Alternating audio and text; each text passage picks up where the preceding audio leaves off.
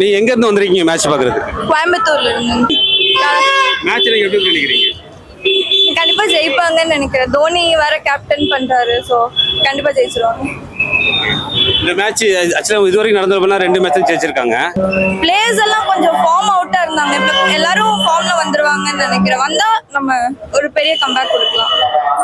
2010ல நடந்த மாதிரி ஒரு பெரிய கம்பேக் கொடுத்து பிளே ஆஃப் போக சான்சஸ் இருக்கு. 6 out of 6 ஜெயிச்சா கண்டிப்பா பிளே ஆஃப் போயிடலாம். ஸோ எஸ்ஆர்எச் இன்னைக்கு தோக்குற வாய்ப்பு இருக்கா? அப்போ ரெண்டு டீமுக்கும் do or die match. So ஒரு டஃப் மேட்சாக தான் இருக்கும். ஆனால் 100% கொடுத்தா ஜெயிக்கலாம். நீ தோனி நீங்க நல்லா பெர்ஃபார்ம் பண்ணுவான்னு நினைக்கிறீங்களா?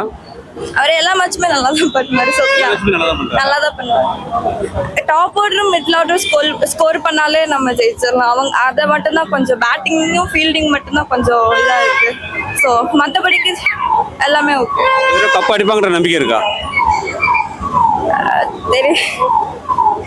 ரொம்ப கஷ்டம் இல்ல?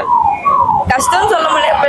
பிளே ஆஃப்ஸ் போவாங்கன்னு நினைக்கிறேன். கண்டிப்பா எல்லா மேட்சும் சேர்த்தாங்கன்னா, இன்னிலேருந்து எல்லா மேட்சும் வரப்போகிற மேட்ச் எல்லாம் சேர்த்தாங்கன்னா கொஞ்சம் கப்படி வாய்ப்பு இருக்கு. ஆமாம், வாய்ப்பு இருக்கு. தேங்க்யூ.